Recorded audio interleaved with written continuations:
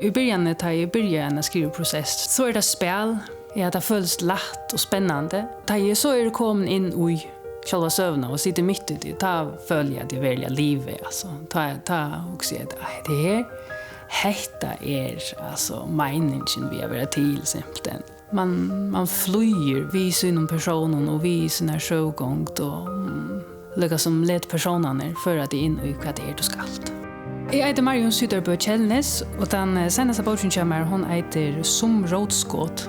Hon handlar om 4 ung folk. De är involverade i det som man kallar för Fridays for Future som har steg för väverlagsverkföll. De planlägger en ärtsökt. Faktiskt riskerar det också när vi planlägger det som det att göra.